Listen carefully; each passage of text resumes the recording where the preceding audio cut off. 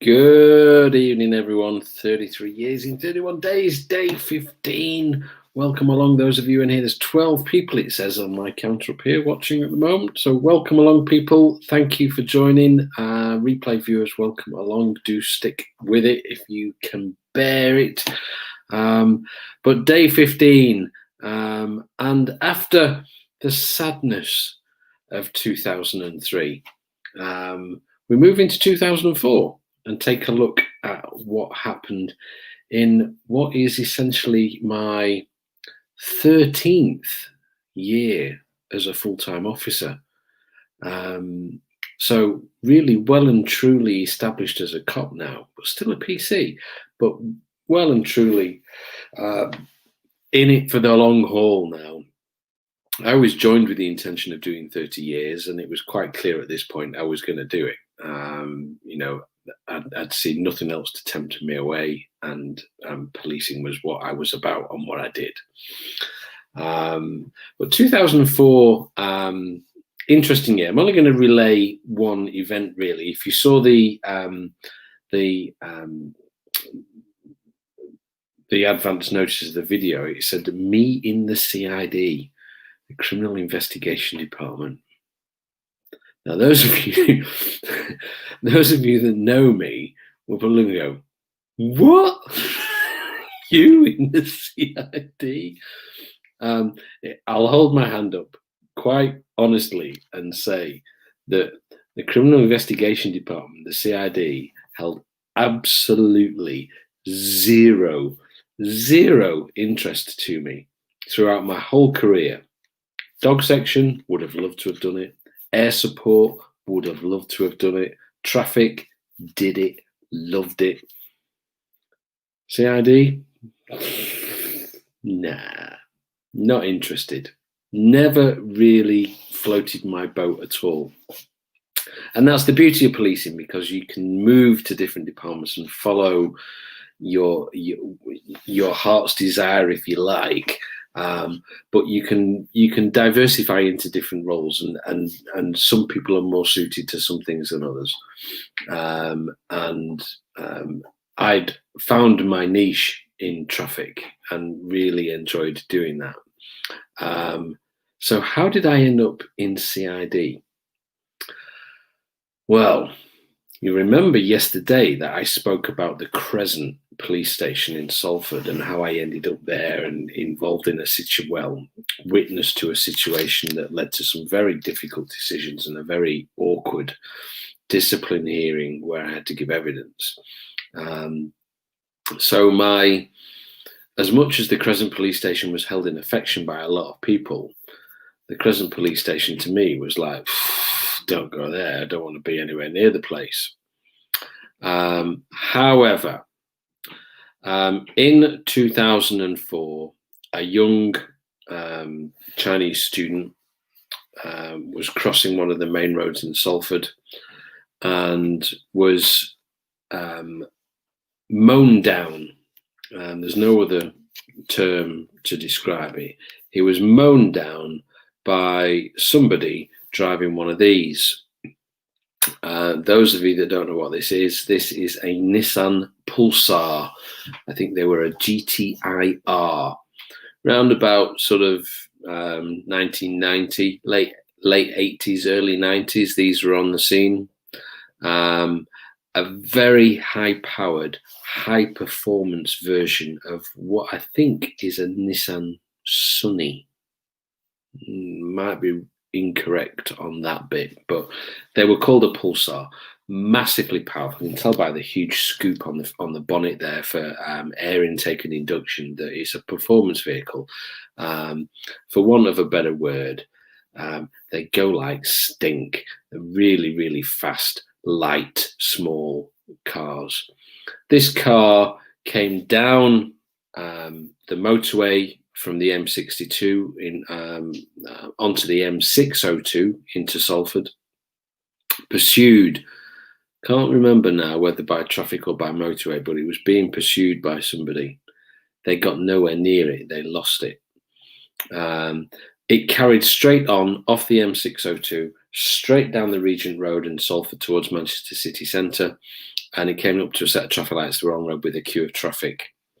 So what it did was it took the wrong side of the road. Took the wrong side of the road to go round the traffic lights and then jump through the junction. But as it did so, our pedestrian was crossing from the central reservation towards the curb, and he would obviously, because it's a dual carriageway, would obviously be looking to his left. He'd be looking to his left to see if there was any traffic coming from any direction. Nothing would be coming from his right because it was a dual carriageway. However, there was something coming from his right because there was a break in the central barrier for a right turn, I think, and he'd come through that and then come down the wrong side. And at speed, took out this young lad and killed him outright. Horrible situation. But he was killed outright. The Salford traffic people got involved with this straight away, and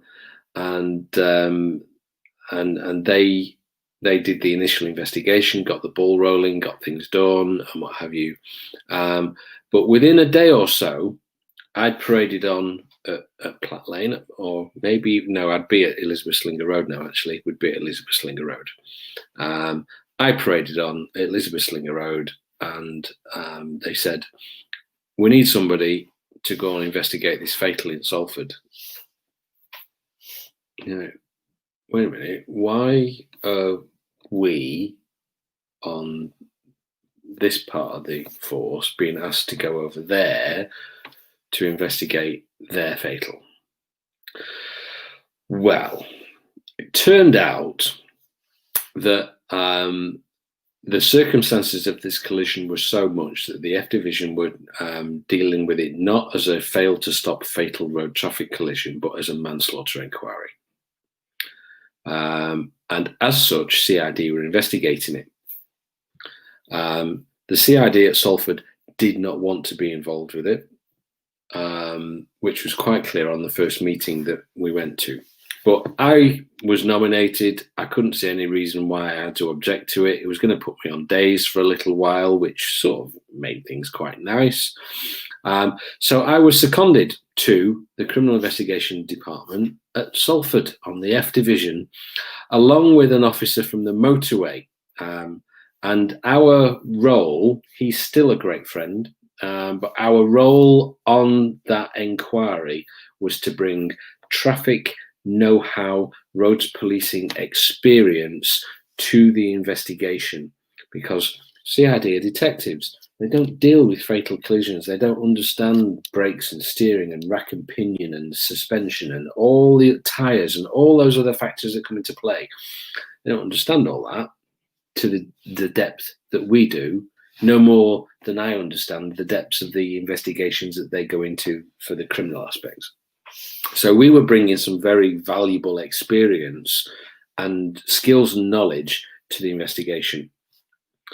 Sat at the first meeting at the Crescent, and the Detective Chief Inspector overseeing the inquiry, a DI, a couple of DSs, a whole bunch of DCs, and 2 traffic PCs. Well, traffic PC and a motorway PC sat there with our yellow coats on, looking like we stick out like sore thumbs. And the CID officers were completely,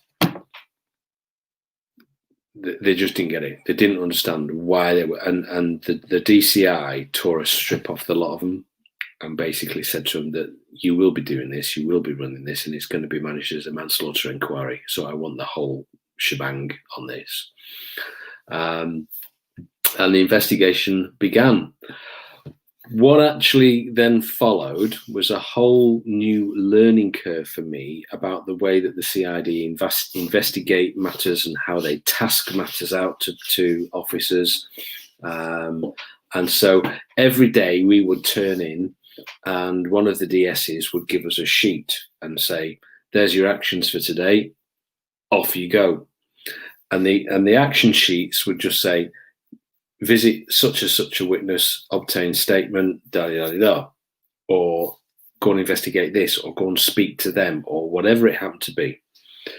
We spent most of our time speaking to witnesses, taking statements, following up lines of inquiry, and stuff. And at the end of the day, you submit your action sheet with a reply saying, done this, done that, there's the statement, or holding on to this because we've not managed to get the statement yet, but arrangements are in place for tomorrow.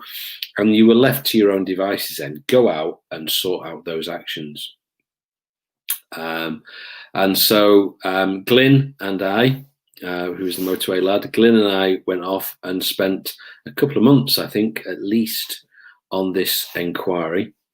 And we ran around all over the place, went all over the country, taking statements, driving around, visiting people, getting information, following up lines of inquiry.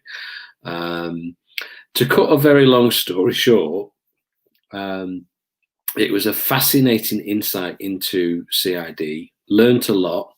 The actions process that the CID used, I actually took back to the traffic unit and applied to my next fatal road traffic collision, on the basis that when you managed a fatal road traffic collision, you were the officer in the case. You were responsible for it. The team and the department would help you and support you with it, but it was my investigation, and I would be the person who knew where everything was up to. And if I suddenly went sick or was unable to complete that inquiry, somebody would have to pick it up, and they'd be picking it up a little bit blind because a lot of the information would be in my head. So I took this action system and applied it to my next fatal. And it was massively successful, because it meant that somebody could just pick up my files, open up the front page of the folder and go, there's all the actions that are in process and have either been done or are still pending, and showed exactly where the investigation was up to and what my thinking was and where I was at. Really, really interesting way of looking at fatal collisions, and massively improved my investigation of the next fatal that I dealt with. I don't think that it ever got adopted because there was a lot of other things going on then, but it was a really useful way of investigating the collision. But we did that for a couple of months, had a really enjoyable time investigating that. One little anecdote that came from that, there are, even now, I've been online and had a look, even now there are stories online about this collision. The young gentleman was called Shu Feng, and the collision, some of the information about the collision is there. But part of the investigation was around a recovery truck. And this is on the internet now as well, but part of the investigation was around a recovery truck, and that this recovery truck had somehow picked up the vehicle involved. And there was a lot of discussion around this about where and when and how and all this bit. And there was an occasion, one afternoon, we're having a meeting with the superintendent at Salford. And we're in this big sort of fancy superintendent sort of conference sort of room. The DCI is there, some of the DCs are there, me and Glyn are there, and the superintendent. I can't remember her name, but she was quite a high-flying female officer. But she basically wanted an update. She wanted to know where the investigation was at, where we were doing, how things were developing, blah, blah, blah, blah. And this recovery truck was still a sticking point. We were still sort of working out how and where and when and where it had come from and who was driving it and where was it and where's the car and all these kind of things. And the Crescent Police Station looks out over the A6 in Salford, big main road, the Crescent, that goes right out Salford and becomes the East Lancashire Road that runs all the way to Liverpool. Big, busy road. But the office windows looked out of the main road and down onto the main road, and I think the university opposite. And we're all in this meeting room and we're talking through all the issues and problems, and the superintendent's asking lots and lots of questions. And then one of the DCs said, "Just tell me what that recovery truck looks like again." So somebody pulls it out and this reads out the description and what they've got of this recovery truck, and he says, "Like that one out there." And outside the window on the opposite side of the road was our recovery truck. Mass exodus from the police station.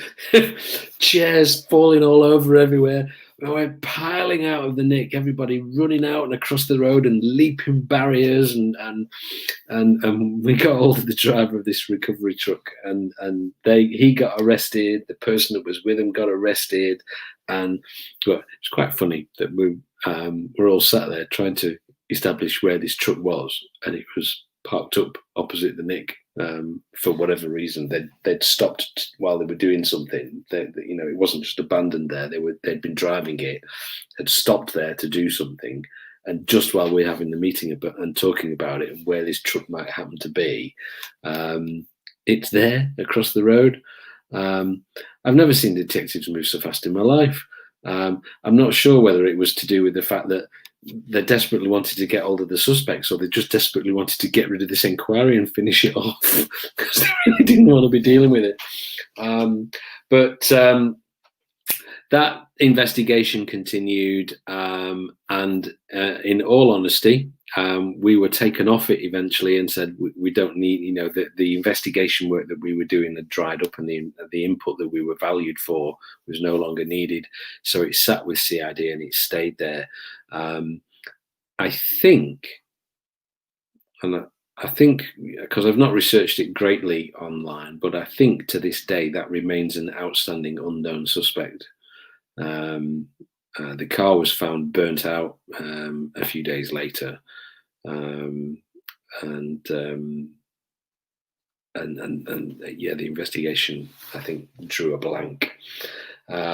However, one of the nicest things that happened throughout all that, because I was very skeptical of CID, but I actually learned a lot, thoroughly enjoyed my time there, albeit I was dealing with a road traffic collision. I wasn't looking at criminal matters that CID normally deal with. But fascinating insight into how they operate. And the nicest thing was the DCI was a proper through and through old school CID detective. And he dragged Glyn and I into his office as we were being stood down off the inquiry, and thanked us for the work that we'd done, and concluded by saying that he would have either of us on his team at CID at any time. And that was quite a moment for me, because CID and traffic were always like these two things that rub up against one another all the time, and never the twain shall meet. And yet it showed that there was crossover, and there are skills and abilities that traffic will bring to CID, and there are skills and abilities that CID will bring to traffic. With the introduction of the Road Death Manual, CID was started to be involved in fatal collisions more than they ever were. They were being drawn into it. So it was almost like a precursor to what was going to happen anyway. But a fascinating inquiry. But there we go. That was my story from 2004. The only other thing to raise with 2004, and before I do that, I'll just say, Jenny, Ruth, call me girl, good evening, welcome along. Cyclist London, got you all in here. Mercedes as well, good evening, welcome. Thank you for being here. The only other thing that I will mention for 2004 is that by now we had child number 2. 2004, child number 2 arrived. And so we'd got a lot on our plate. We'd got 2 kids, and I was still traveling 36 miles to work and 36 miles back every shift. My wife was working, I think, more locally at that point, but it was still juggling, trying to keep childcare and nurseries and everything else all in place. And it reached a point where I just couldn't stand it any longer. And in the back of my mind, I knew, as you do, that in 2001, Cheshire had rejected my application to transfer. So I thought, well, nothing ventured, nothing gained. So I picked up the phone and spoke to their HR department and said, I applied in 2001, you knocked me back. Am I wasting my time? The answer was a resounding, no, give us your details. We'll send you an application form. But they were so falling over themselves to get me to apply that I was a bit shocked, to be honest. But basically, they said I wasn't wasting my time. So in 2004, I resubmitted an application form to Cheshire to transfer. And that process began. So they do all the checks and they look at everything else and so on and so on and so on. And so it takes us into 2005 before we eventually find out what happened. I mean, you know what happened eventually, but there's a bit of a thing that happens before. But my application to transfer to Cheshire is now back in because they'd said, I expected them to say, no, forget it, don't even try, you're wasting your time. But they snatched my hand off. So we'll see what happens with that tomorrow. Until then, folks, take care, stay safe, have a lovely evening. It's a Friday evening, which means I've got a little glass of wine, which I will enjoy. So wherever you are, have a safe evening, take care, stay safe, and I look forward to seeing you tomorrow on 33 years in 31 days, day 16, looking at 2005. Getting closer and closer to retirement all the time, aren't we? Take care, folks. Have a good evening, and I'll see you tomorrow. Good night. Oh, Laura, just seen you as well. Bye. Thank you.